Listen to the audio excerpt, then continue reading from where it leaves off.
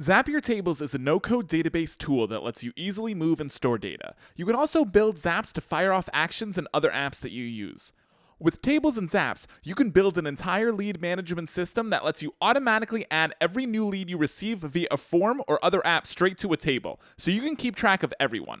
Let's dive in to see how this works, starting with the creation of a lead capture form. Zapier has a lead capture form template that we can use to get ourselves set up. In order to access it, you can click on the link in the description or type in https://zapier.com/templates/lead capture. Once you're on the page, click Use Template. Now that you've built your lead capture form in Zapier interfaces, you need to open up your table. Click on the Lead Capture Lead Tables, which will take you into Zapier Tables. You'll see your basic table layout.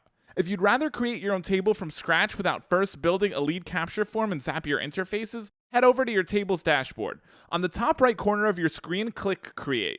Once you've done that, you'll see multiple table types that you could choose from. I'm going to click Blank Table and then give my table a name and description. Next, I'll click Create Table. Alternatively, if you have an existing database with requests you want to add to your new table, click Import Data and upload a file of your choice. Great! Our table should now be all set up.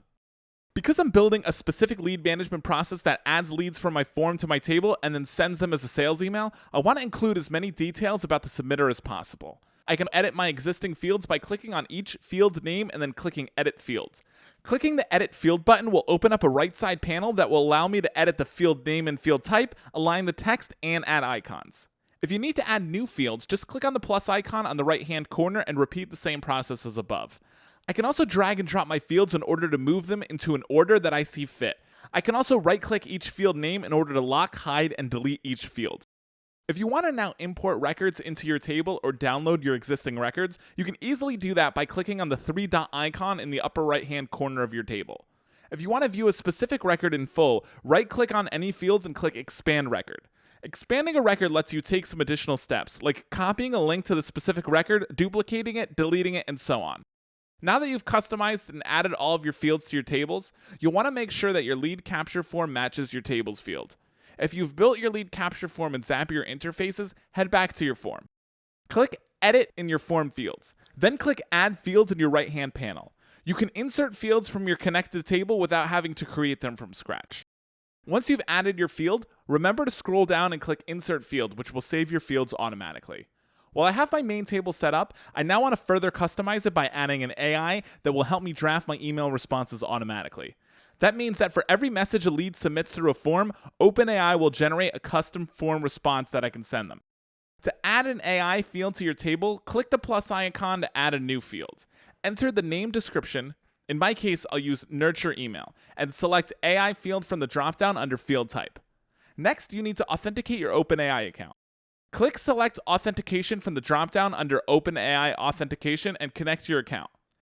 Once that's done, it's time to create your prompt. You'll be presented with two options. You can either start your prompt from scratch or pick a template. In my case, I'm going to start from a template. If you want your AI field to draft an email, scroll down to the list of options and select Draft a Sales Email. Once you've done that, click Next. Now it's time to configure your prompt. That means connecting your form's fields to each appropriate section. First, under Name field, select First Name from the dropdown. Under the Email field, you'll want to connect it to the message field in your form. Once that's complete, click Continue. Because you've selected a template, the prompt will already be filled in with some basic instructions. You can add extra details if you'd like. Under Prompt Settings, you can select which OpenAI model to choose from, depending on whether you have a ChatGPT Plus account, and can adjust the word length and the creativity setting. Once you're finished customizing, click Done. Now, every time a new lead comes into your lead capture form, OpenAI will automatically draft an email to your lead and add it to this field. We'll then need to set up another field with a button that will allow us to send the message OpenAI generated as an email. To do this, click the plus icon on the right-hand side of the screen, and then click Button. In the Name field, I'm going to type in Send Email. Under Field Type, select Button. Under Type of Button, you can select either Trigger Zap or Continue Zap. Trigger zaps are triggers, or events that start any zap. That means when you click on the button, it will immediately kickstart an action. Continue zap, on the other hand, is an action step, events performed once your zap is triggered. In this case, I'm going to use a trigger zap. That way I can review sales emails and send them out every time a lead fills out a form. Once you've got this set up, you'll also need to add a label. I'm going to type in send email. You can also choose to enable or disable your buttons. Once you've set up those fields, click create. We'll then need to build a Zap that will send an automatic email to your lead whenever you click on the send email button. Let's get started. First, click the setup button inside your field. Next, click create. A new window will open and you'll be taken to the Zap editor. Some of your data should already be pre-filled, so click continue. Finally, we'll want to test the step. Click test trigger so you can make sure your trigger event is working correctly. Once that's done, click continue with selected record. Next, we'll set up our action, or the event that the Zap will perform once it's triggered. Start by searching for and selecting your action app. In this case, I'm going to use Gmail, as I want to email every new lead who submits a form with the AI response OpenAI created. I'll click send email as my action event and then click continue. Next, I'll need to log into my Google account. I'll need to give Zapier permission to access my Gmail account. Once that's done, click continue.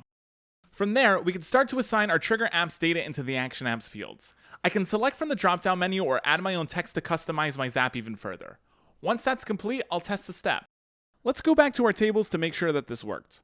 You should now be able to see your send email buttons on your table screen. If you want to set up additional Zaps, just click on the linked assets on the left-hand panel and click create. If you want to see the list of Zaps that you set up with this table, in the linked assets, you'll be able to see each one of them regardless of whether you've turned them on or not. You can also customize your table settings. Clicking into the settings icon on the left-hand panel lets you edit the name, description of your table, delete it, and more. That also includes sending records manually or automatically. Processing records manually means that if you set up a Zap that triggers when your record is updated, you'll have the chance to review it first before processing it through the Zap. Alternatively, you could just send your records automatically, which means that any record you add in will trigger any connected Zaps without delay.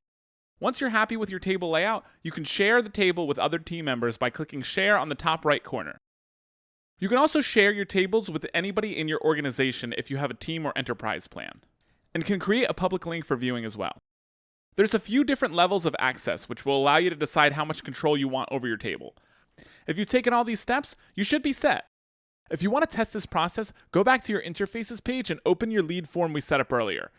You can fill it out with test data and then head back into your table and check that your sample record was added. Once you do that, click send email. An email will automatically be sent to the lead in question with the response the AI drafted. And now that I've sent my email, the button will be grayed out so I can easily keep track of who's contacted me and who hasn't. You can always troubleshoot and tweak anything you're not happy with, but once everything was working smoothly, your new table is now ready to be used and share with your team. With Zapier tables, you can create entire lead management systems that allow you to store, manage, and automate your leads. From first capturing your prospects to nurturing them with communications and keeping your sales team in the loop, you can streamline all your sales, all in one place. And if Zapier tables and lead management isn't your thing, Zapier helps anyone connect apps and automate work. No coding required. You can sign up and start for free.